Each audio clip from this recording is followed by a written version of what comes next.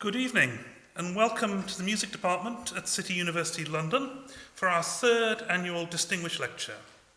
I'm Ian Pace, the Head of Department, and I'm extremely pleased to welcome Professor Joanna MacGregor, CBE, who will be giving tonight's lecture entitled Pianists of the Future. We are live from the performance space here with the most select of small audiences in line with the current rule of 6, but this lecture is also being broadcast via Zoom and recorded and will be made public afterwards.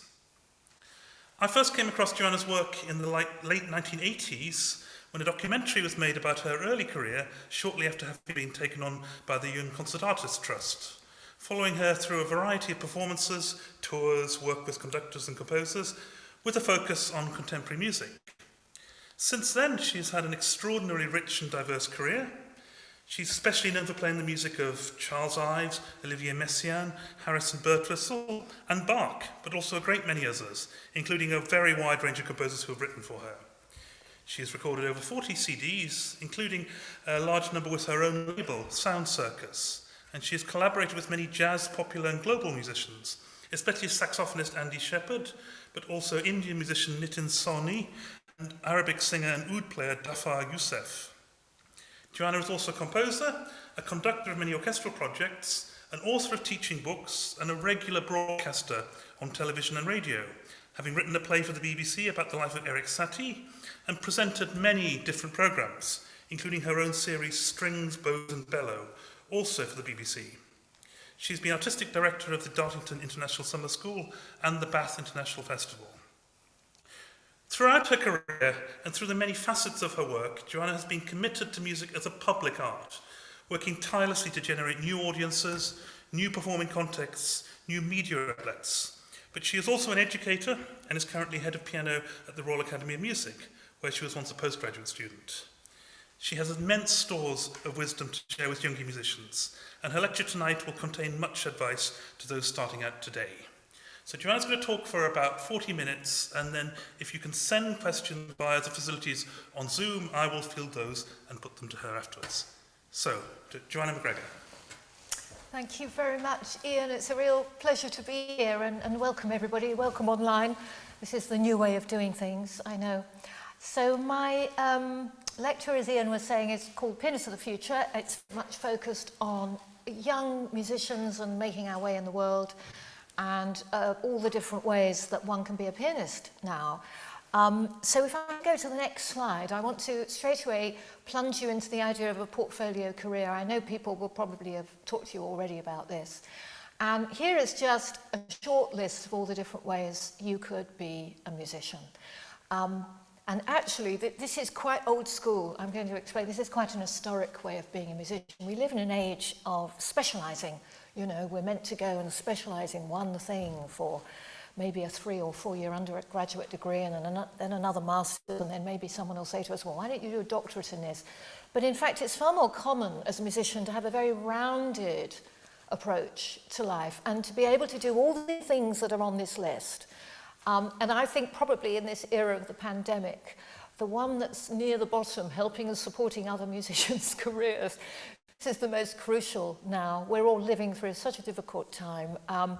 The best thing we can do is help one another as musicians, you know, help venues, turn up, do some live streaming, play to an audience of 6, promote other musicians. This is one of the ways of having a career, is not just to think about yourself, but to actually run festivals or run the series. Now a lot of them happen to be online, but it'll all come back at some point back in the concert hall. Do things for other people, you know, commission music for other musicians, not just for yourself. So this long list of how to be a musician I'm going to come back to, because this is one of the ways I'm training pianists at the Royal Academy of Music. So I thought first of all I'd whip through some of the people I found particularly inspiring when I was young. So Matt, could we have the next slide please? I'm going to start with the godfather of music, the granddaddy of them all, and that of course is J.S. Bach. Now this is someone who had a portfolio career in spades. I mean, all Baroque musicians did, and I've written a very small list of what he does. You know, virtuoso performer, he could play several instruments brilliantly. We think of him as a keyboard player, a harpsichordist and an organist, but in fact he and his sons, who turned out to be very fine composers as well, could play several instruments. And he worked within a community. I mean, also that whole idea of writing a cantata every Sunday. This is someone who sees music as a function that can absolutely contribute to whoever is, wherever he happens to be, whether it's Leipzig or somewhere else.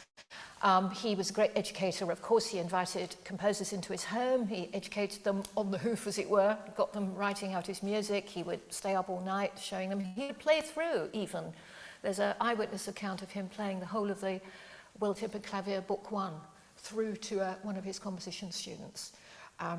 If only all of us could have heard that, that would have been interesting, would have answered a lot of questions if we could have heard him play it.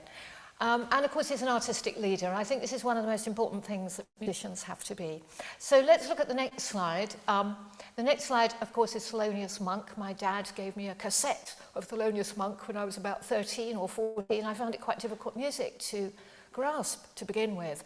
And then, of course, I fell in love with everything about Thelonious Monk, the way he played, this sort of dissonant way of sitting at the piano and poking out sevenths and ninths, very modern-sounding music. This idea that to be a great musician, you didn't have to be a kind of smooth virtuoso who made it all look trained and effortless. There was something else going on at the piano. And, of course, fantastic innovator.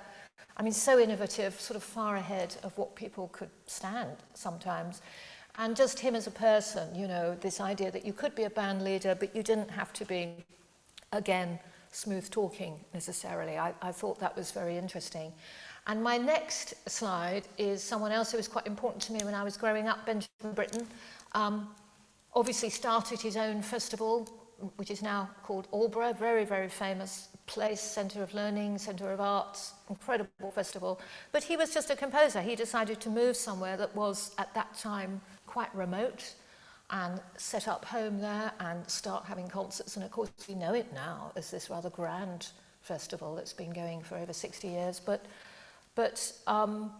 you know, it wasn't that when he started it. You know, he just literally saw a barn in the middle of a field and thought he'd start a festival, which has been very influential on me. And here's a great list of everything he does. We know him as a great composer, but he was a fantastic pianist, a wonderful accompanist of singers, a wonderful collaborator, made some fantastic recordings with Rostropovich. He seemed at his best as a pianist when he was working with somebody else, which to me is a great hallmark of generosity, which is another thing I think we all have to do as musicians. And again, he wrote for the community, you know, wrote lots and lots of music for young people, for amateur musicians. You know, he wasn't just someone who wanted it to be played by the Berlin Philharmonic. And then my fourth and last one, I'm going to come to a few more of these, is Charles Ives. Don't worry, those of you who've spotted these are all men. There are quite a few women coming up in this talk. But my mother told me about Charles Ives when I was young. She described an American composer to me that people walked up to in the street and begged him to stop writing music. And I thought, anybody who is like this must be great. You know, what was he doing that they're desperate for him to stop? And of course, he was, again, boundary-breaking, wild, wrote fantastically, you know, transcendental, energetic music. And he was experimental, but he actually generously funded other musicians on the quiet. He was one of the people who used to look after people like John Cage and other musicians, like Aaron Copland, people who were coming up after him. He made a fortune, as I'm sure some of you know, as in insurance. He decided not to be a professional composer because he knew he could never write the kind of music he wanted to write. So he thought, okay, I'll do it at the weekends, I'll make some money and I'll support musicians, which is, again, a rather wonderful model. So I now want to get on to specifics about music and maybe play you a few extracts. So I want to talk to you next about Beethoven and Gubaidulina. So let's go on to the next slide. This is, to me, how music works. Composers write something, they're responding to something in the past, they write something, they hand it on to future composers, and then they will do exactly the same. They'll respond to something in the past and they hand it on. And last year I was playing a program which had the Beethoven 32 variations at the beginning of the first half, and then I used to play the Gubaidulina Chaconne. Now, I'm not going to play you a lot of either of these pieces because they're both very loud, but I'm going to give you a taste of them. So this is Beethoven's big year, of course. I'm about to go off and play all his sonatas in a couple of weeks at Canterbury Festival. But these variations I'm really fond of. They're just great. They're very, very punchy. And they're based on a chaconne. So I'm just going to play you a bit of the opening.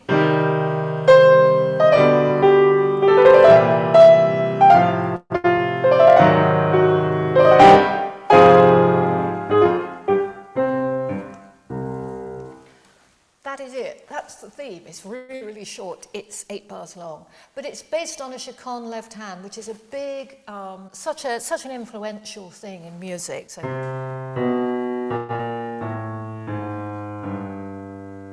mean, and turns up in a lot of blues and jazz. I mean, this is an irresistible bass line. It will turn up in some Piazzolla I'm going to play you later on.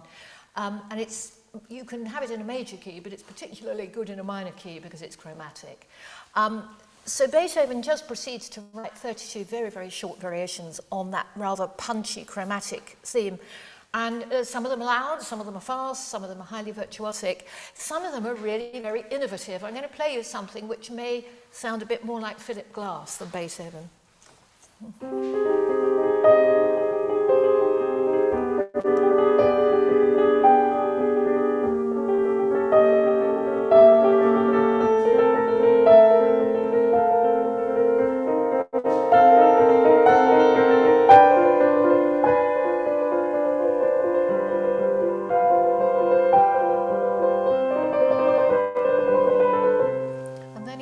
Something much more recognizable, much more virtuosic.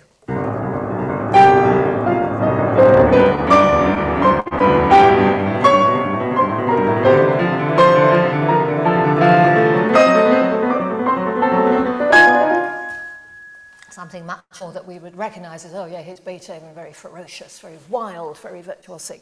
But this is a terrific piece, but what he's doing is he's looking back to the past, the whole idea of the Baroque chaconne, and he's doing something very modern with it.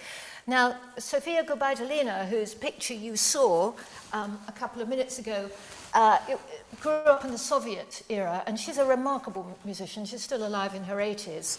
In fact, she's the only composer I know of who the KGB had to go assassinating her. They tried to come around and push her down the stairs, and it didn't work. She gave an interview about this to a newspaper about 15 years ago, purely because of the music that she wrote. And in the 1960s, she wrote a chaconne, which is a magnificent work. It's about 8 or 9 minutes long. It's very big, it's very powerful and rich. And it takes on the history of the chaconne just as Beethoven did. And it opens like this. I'm not going to play it very loudly to you because it doesn't work on me.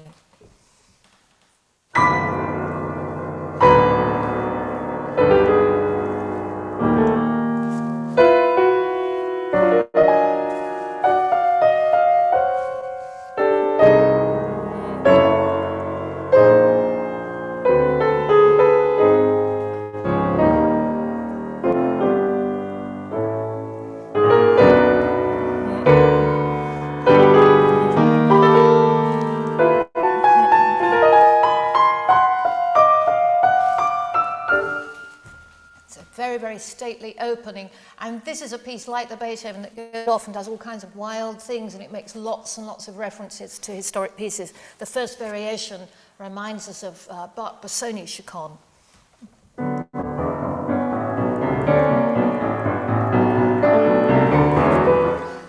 Which of course directly comes from a Bach chaconne. So this is the idea that composers are just constantly passing material down the line to one another.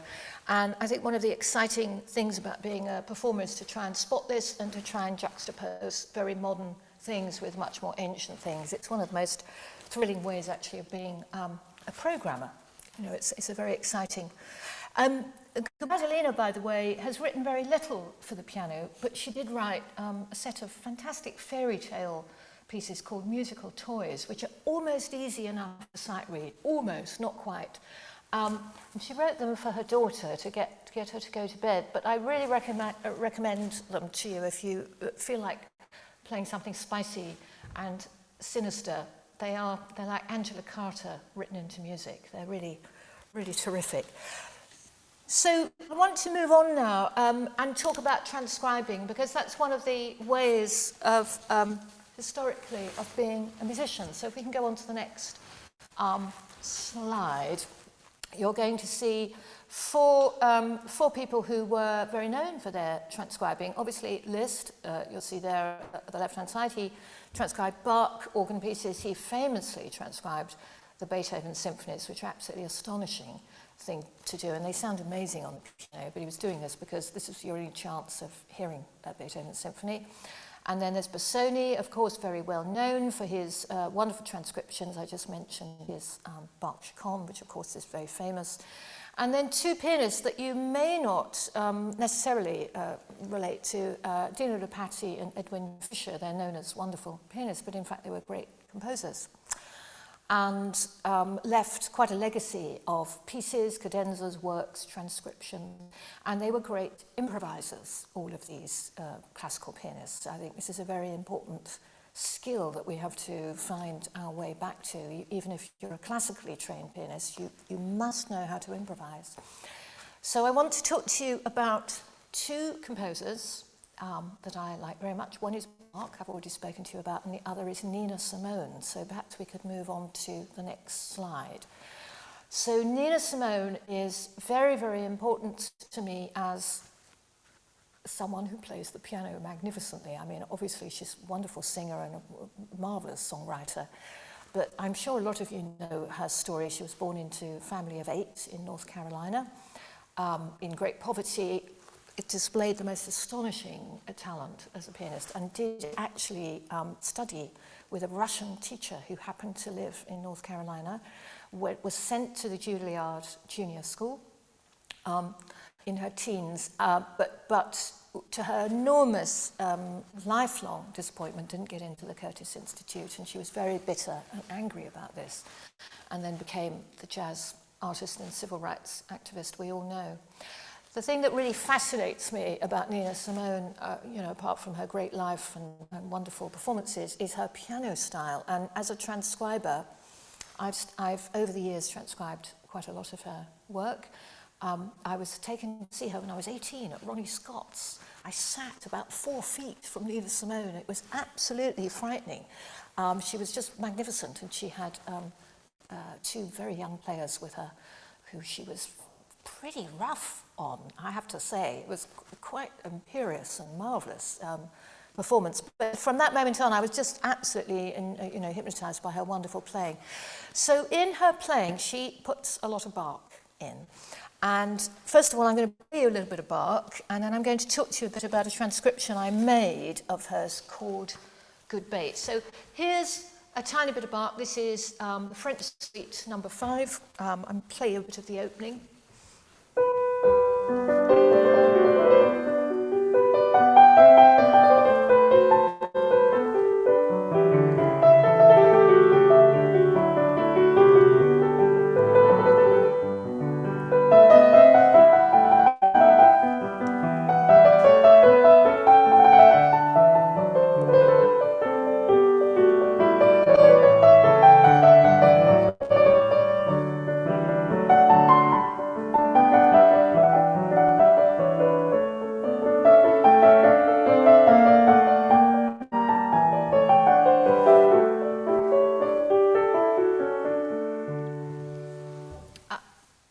Work, you hear all the attributes of Bach, this ability for voices to speak to one another, this sort of always on the cusp of fugal writing, even Falstaff, a 2-part invention, which is the second movement. It's all about dialogue between the hands.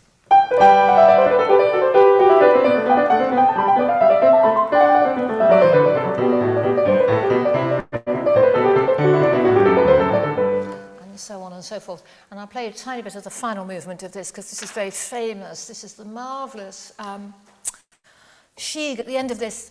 What's very overlooked often in classical music is how much people draw from folk music all the time. And you get a lot of folk music in Renaissance and early. You get a lot of street songs in Renaissance music. You get a lot of folk music and popular music in Bach and Beethoven. And I think this is the case here with the Shig, which is clearly fiddle music. It's someone playing fiddle on the street.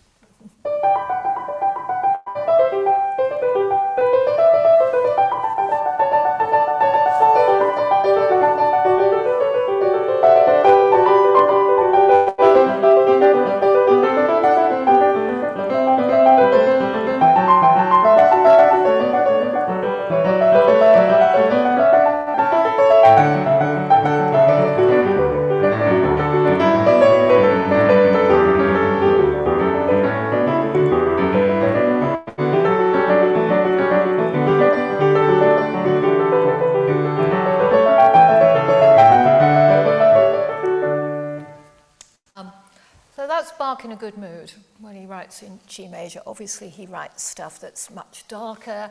He writes E flat minor, Prelude and Fugue from Book 1, opens like this.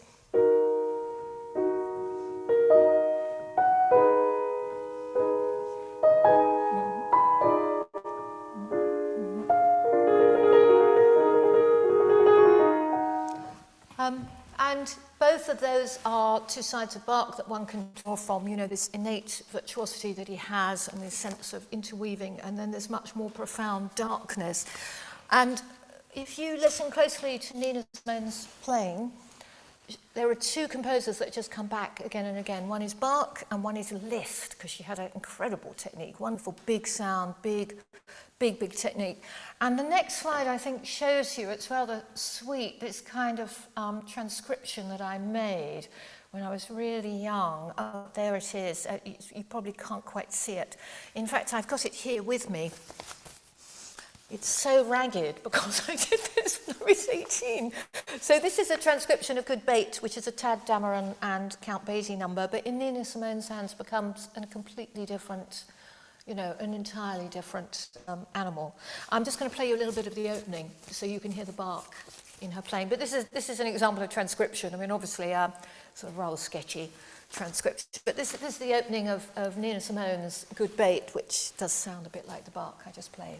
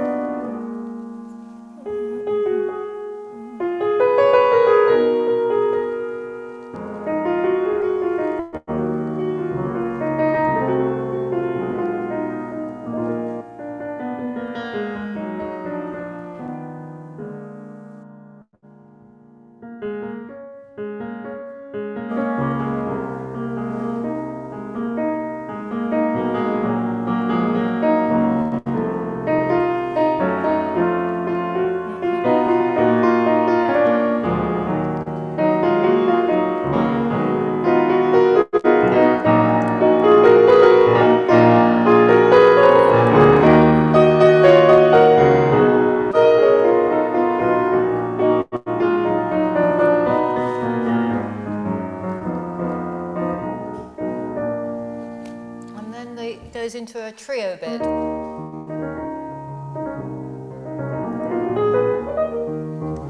This is a chaconne, by the way. It's the same as the Beethoven.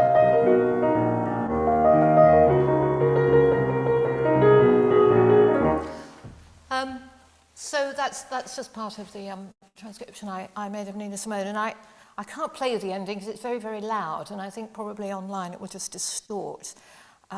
She goes into fantastic sort of big Liszt fantasy, and this is what got me started on looking at her wonderful piano world and the way in which she draws things about the piano. So very similar to Beethoven, referencing much earlier work, exactly the same with Nina Simone. She's referencing her early training, her love of various composers, and then putting them in a jazz context.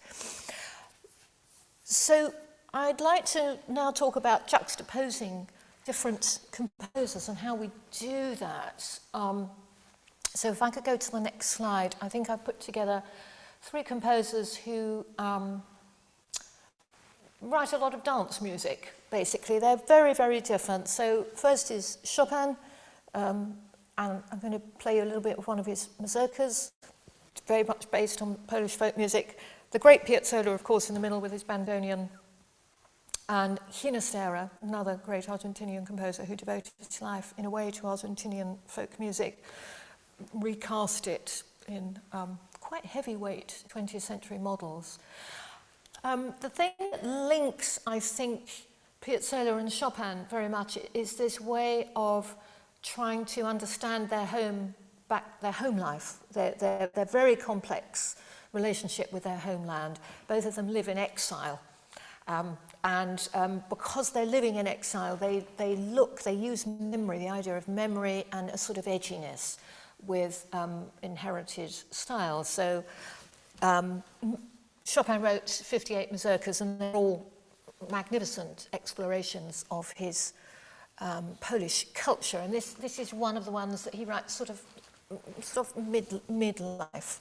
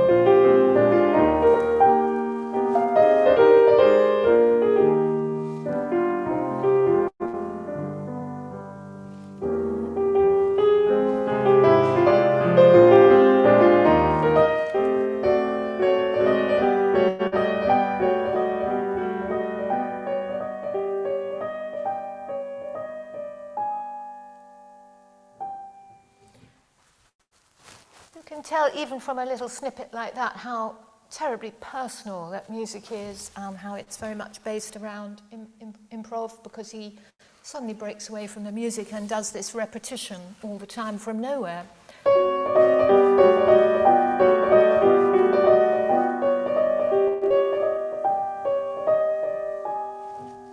And then goes back.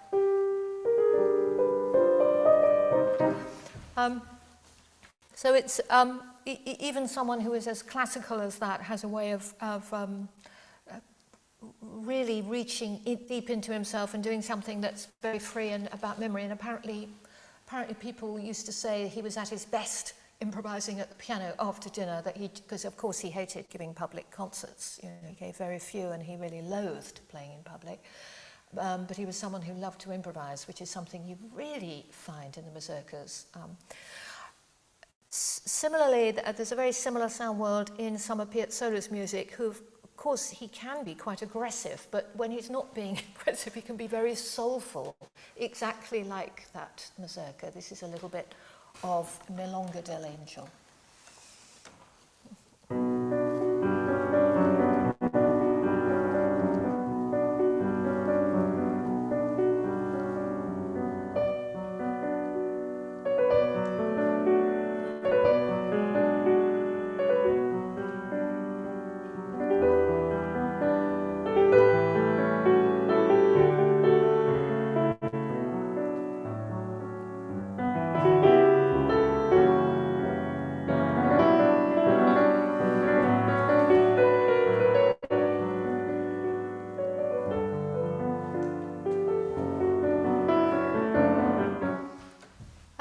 I mean, a bit more sort of regular with rhythm, because obviously it's a milonga, but same thing, same intimacy, same personal view.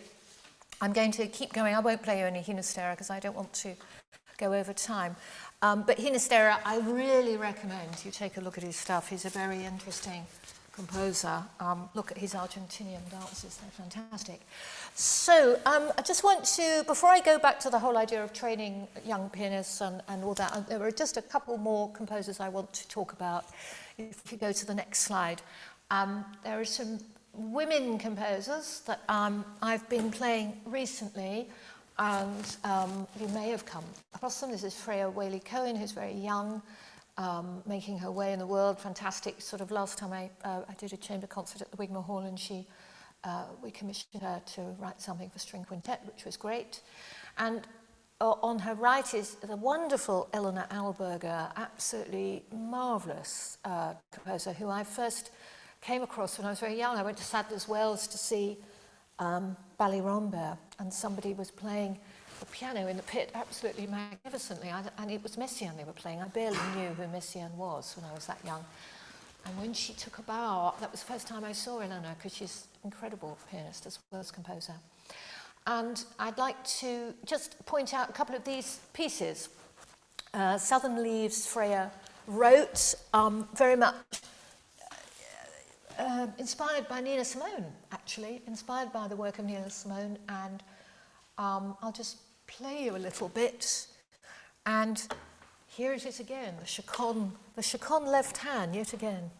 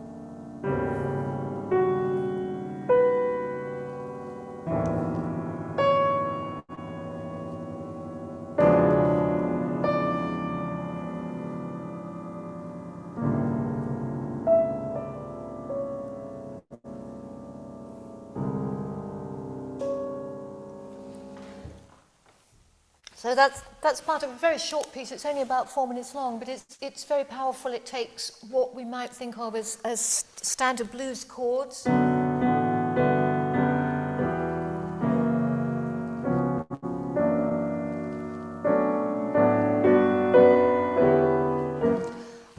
And does something very bleak and very powerful with them. It's a wonderful piece. I really recommend it. And again, it's sort of simple enough to just sit down and try and play it.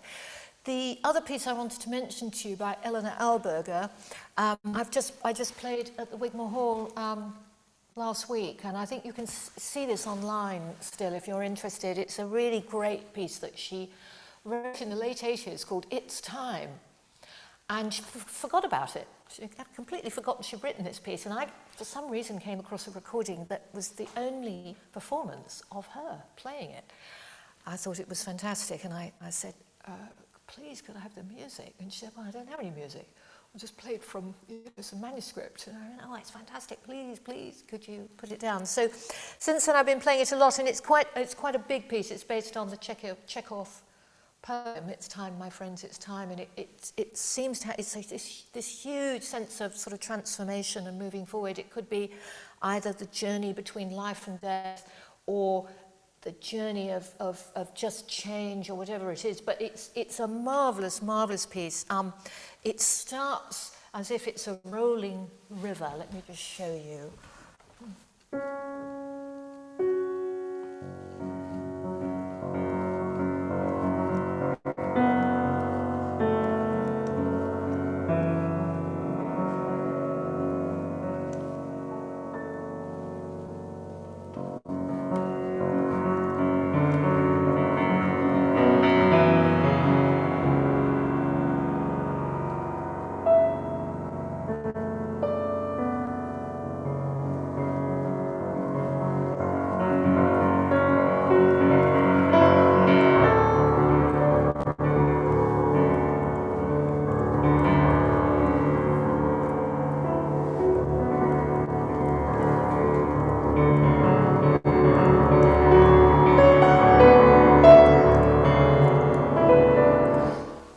And it has this great sense of going from this rolling stuff to a much more sense of like a Prokofiev sonata, where some of it's quite spiky.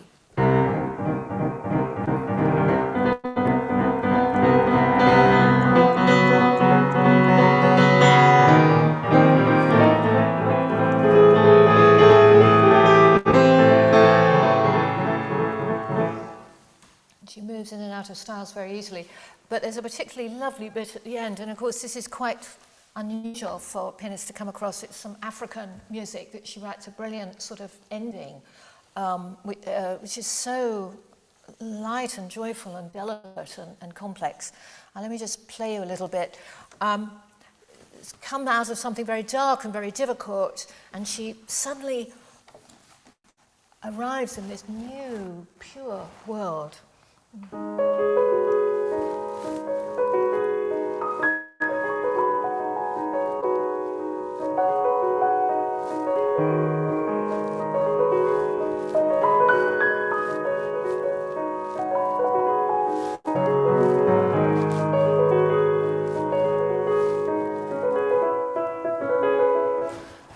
And the very final section, I've occasionally given to some of my students to sight read, and it completely floors them. It's very difficult. It looks harmless on the page, but it isn't.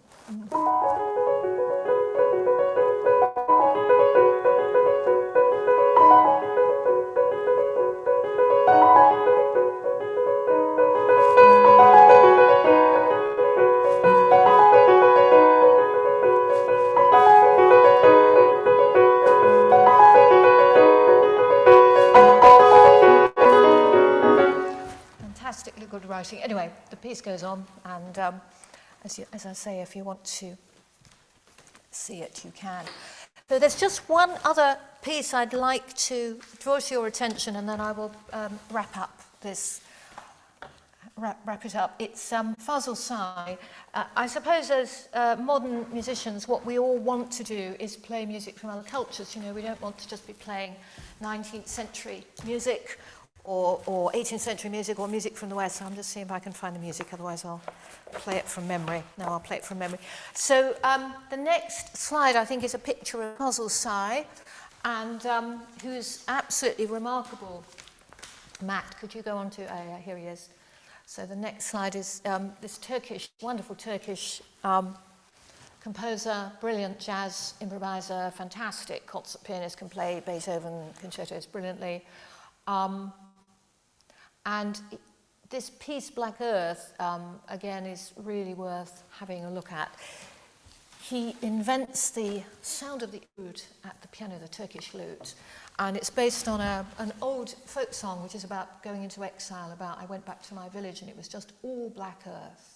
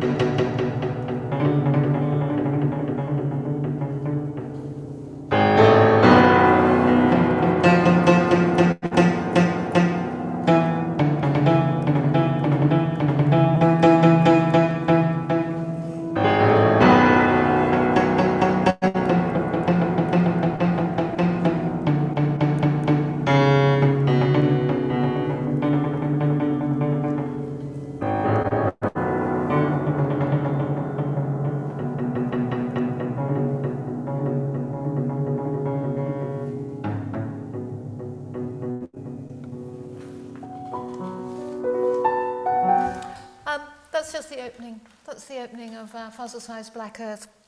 It's a really powerful narrative, and then he moves through a kind of romantic Rachmaninoff style, and then his wonderful funky jazz middle bit. I'm very drawn to this piece, and any young pianist who wants to learn it, they love this, the sound world that he creates, this powerful sound world. So just to very quickly whiz through now, finally, about young musicians. Just want to show you a little bit of what I've been doing. So this is some of my record label.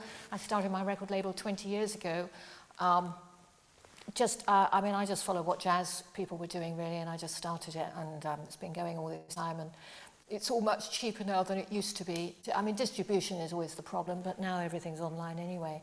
So just carrying on, Matt, on to the next one. I think the next one is this was the summer school that I have been running for the last 5 years. I don't do it anymore, but I was running starting term, which was a huge sort of educational thing, 4 weeks, music of all kinds, film, art, as well as music, and just carrying on. I think it's probably the Piano World books, which I wrote for very young children, which were first lessons on the piano, but tried to do a lot of jazz and blues as well as classical stuff. Keeping going, I think we get to, yes, here's the piano festival. So I run a big piano festival. Matt, you can just keep rolling and I'll talk every year at the Academy, and we just sort of do everything. You know, we do big classical stuff. This is a collaboration with the Royal College of Art that we do between pianists, and so they're doing a lot of multimedia, as well as a lot of regular stuff that you'd expect them to do. Yeah, there's someone behaving more normally, playing a Mozart piano concerto in Duke's Hall. That's an Italian pianist we had who we discovered she was very good at conducting. So I said, oh, you better conduct your, you know. So Alfred Brendel talking to some pianists and Imogen Cooper. I think there's a very embarrassing photograph coming up now of me getting drunk with, yes, this is Stephen Huff and Stephen Osborne coming and teach. And us having a jolly time somewhere. So let's keep, okay, here we go, Pianist of Tomorrow. So this is a little bit just a sort of summing up of what I've been saying about artistic identity, a deep, rich repertoire. Well, that means a breadth as well as depth. And this idea that, of being collaborative, which is the way forward. I know that sometimes musicians think they just must be on their own, and especially pianists, they want to practice all the time. But be prepared to curate and create opportunities, particularly now, I think. Now the landscape is tough for artists and musicians, and open to all kinds of music, certainly. I think I'm going to finish now with the wonderful John Cage. I think he might be coming up. That's just a whole series of classes we're doing, very similar. But here he is, one of my great all-time heroes, the man with humour and wit and wisdom and lightness of touch. He wrote these very nice things about students and teachers.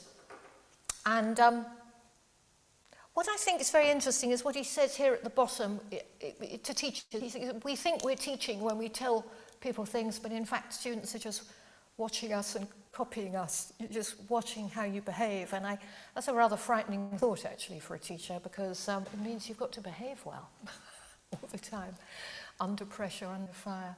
But that's very nice. That's online. You can go look up the full 10 things that he said to students and teachers. It's absolutely full of warmth and good humour. So I think that's enough from me. Ian, shall I leave it there? Thank you very much, everybody. Thank you. Thank you very much, Joanna. Can I ask anyone who has questions who's watching on Zoom to place those in the Q&A box, and then Matthew Drew, who's fielding the session from the Zoom side, will relay those to me and I will put them to Joanna. We have one in already, which is saying, I'm not sure who this came from, so it has to remain anonymous. It says, some programmes of contemporary piano music, whilst fascinating for the pianist, remain challenging for the listener. How should young pianists approach the issue of introducing new and challenging programmes while still attracting the audience and keeping them interested? Yes, I think that's a very important question, actually. There's no point in putting people off, is there? These days there's so many different types of contemporary music. I mean, I started, I think we're more or less the same age, and I remember there was a huge divide between minimalists and the new complexity. Do you remember all that? Absolutely. And if you dared to play pieces from both sides, people would ostracize you. Now, of course, it's not like that. You can play so many different styles. I think my answer to that is a little bit what I was saying about Beethoven and Gubaidulina. What you've got to do is not just play contemporary music at an audience. You've got to understand what its history is, antecedents, and you want to try and do a bit of nifty programming, really. So what I always do is try and combine two. So, you know, if you could put Beethoven's Appassionata alongside Gubaidulina or something like that, Messiaen alongside some other French music. I think it's a very good skill to have, actually, to be able to make good programs and invite the audience to you, you know, bring them to you rather than lecturing them. Right. We have another question. Do you have any training tips how to spread it through the day or week? The practicing, you mean? I think that's what's meant. So I'm in the middle of a most horrendous amount of practice at the moment because I'm going to be playing all of Beethoven's sonatas the week after next in 3 days, spread over 8 recitals. So this is a great challenge, my practice at the moment.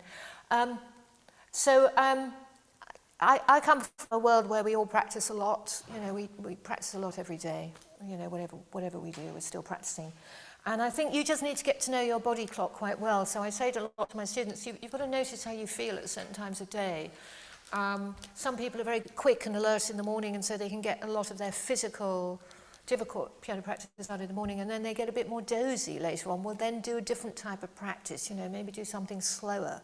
Maybe do something where you're just marking the score, or just looking at the score. I think understanding, if you can, you know, if you can sort of understand where you are in your own biorhythm and, you know, work out your practice around that. And yeah, and really enjoy practicing. Don't ever think of it as a burden or an obligation or something terrible. I think it's the most marvelous privilege to sit at the piano and look at some music. It's an incredible thing to be able to do.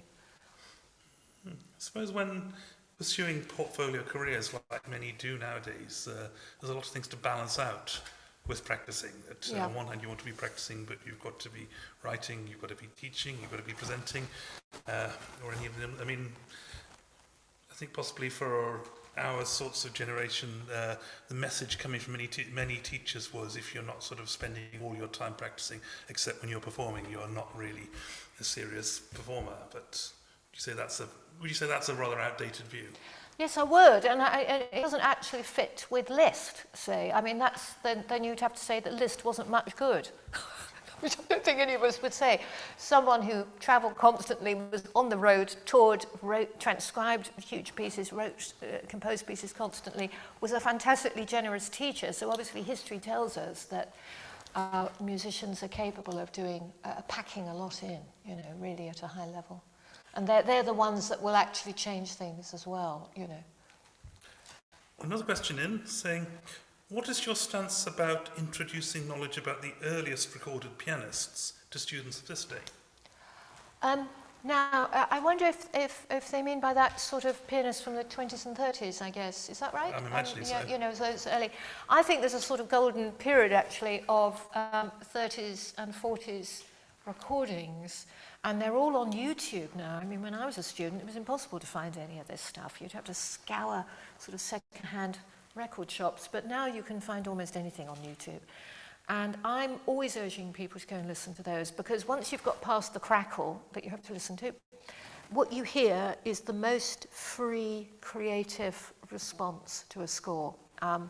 It's most incredible to hear how people respond. So if you listen to Ignaz Friedman play Chopin, or you listen to Edwin Fischer play the Bach Preludes and Fugues, which he recorded in 1939, or you listen to Rubinstein's first recording of the Mazurkas, you're listening to people who are improvising at the piano. I mean, it's just sensational playing, and I'm always asking people to listen to this stuff, because just to make them much freer and more creative in their response.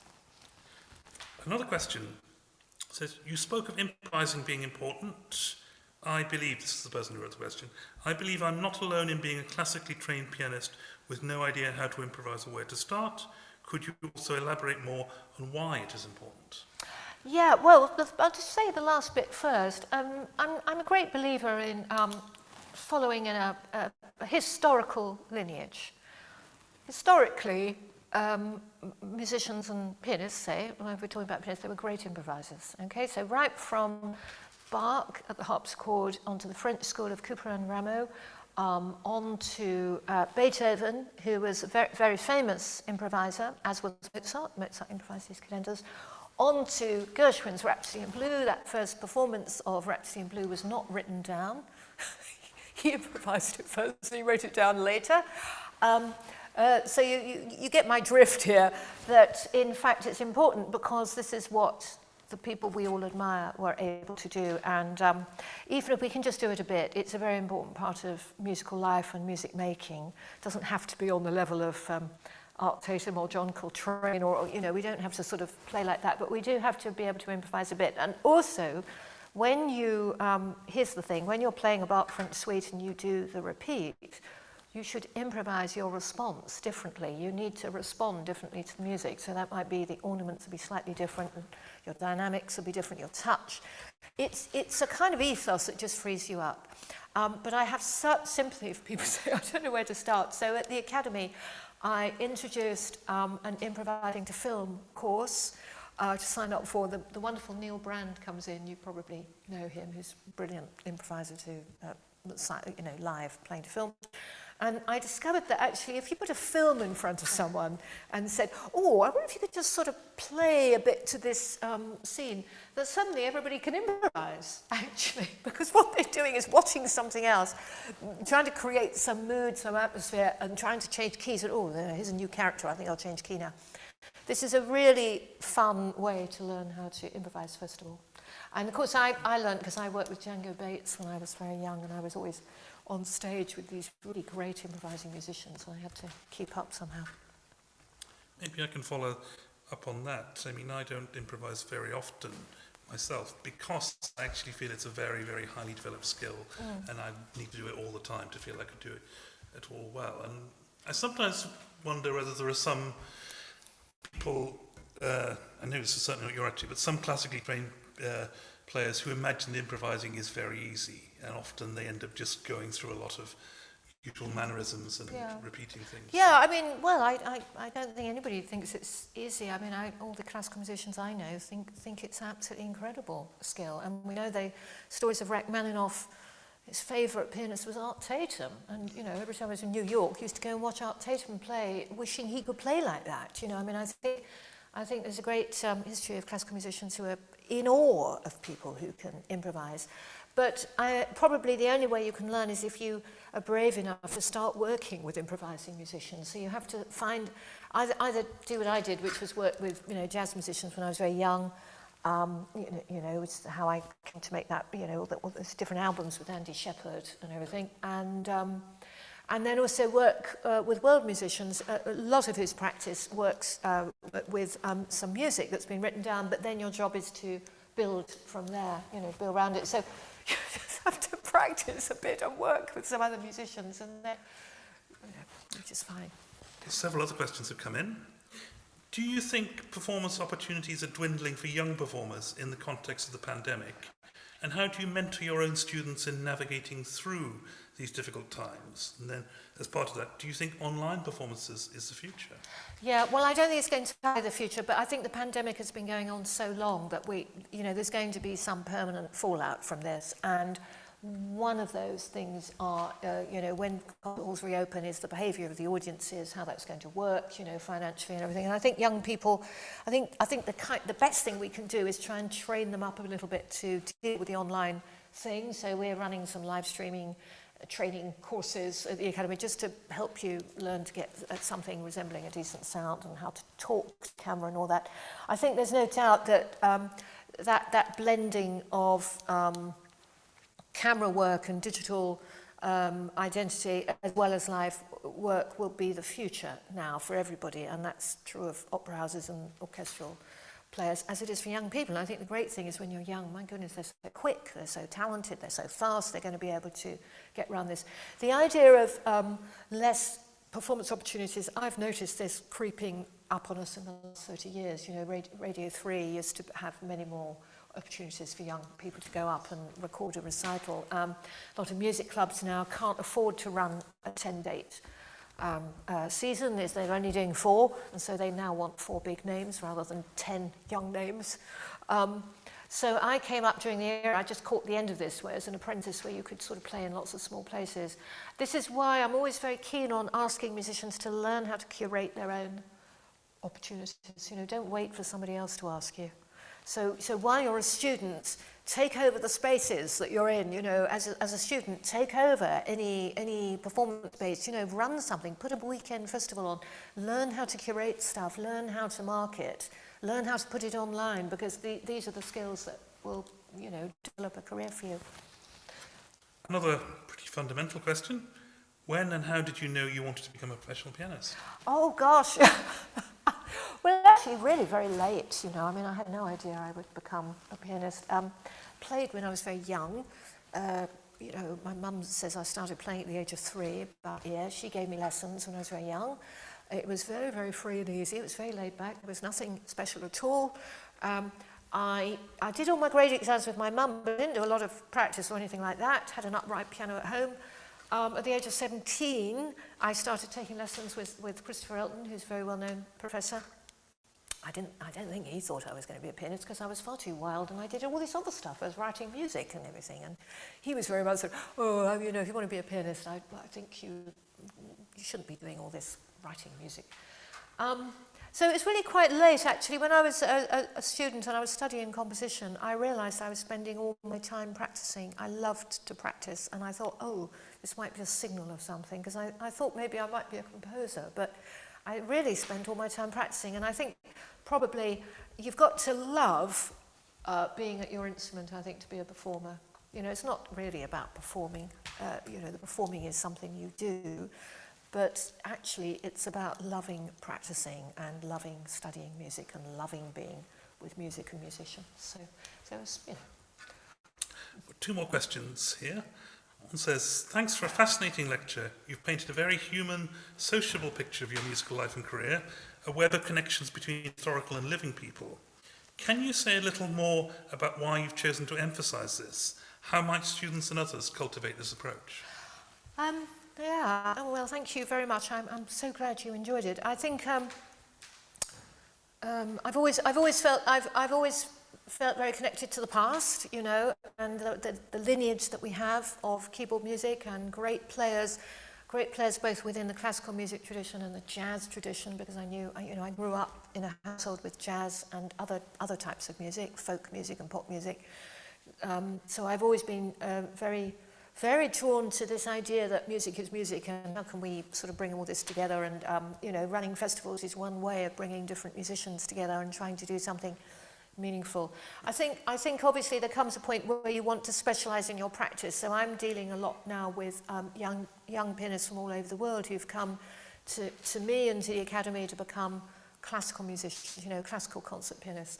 But I'm always reminding them of music beyond that, and they are very hungry now, young people, to collaborate in other ways, you know, either with multimedia artists, cross-art forms, with dancers, with spoken word, with improvising musicians if they feel brave enough, because obviously, you know, like we've been talking about, it's quite scary, you know, they want to be able to do that. So I do think that is the way forward, though, this idea that you have your skill, you know, their skill might be being a classical pianist. They can play Mozart concertos really well, but they have to know about lots of other art forms and other music forms.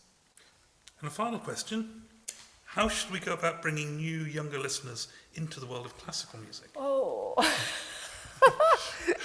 Well, this is the big thing, isn't it? Well, this is something I've always been faced with, and whenever I've taken over a festival, you know, and I've now taken over an orchestra called the Philharmonic, and who I'll be conducting. You know, we had to postpone our whole season because one of the big things, you get somewhere and they say, oh, we've got our faithful audience, but they're all looking quite old, you know, and how can we get younger people in? And I say, well, the first thing to do is to keep your loyal audience. It doesn't matter who they are and what age they are, they're fantastic, and we must keep them, and then we have to bring in a younger audience. Now, I think there's a misguided notion that younger audiences want everything with flashing lights, and they want it to be loud, and they want it all short. I don't think that's true at all. I mean, my experience of young people is that they're actually very thoughtful, profound people, and you know, work on rather a deep level. And I think what it is that they want to feel they're being given something that's contemporary and interesting. Now,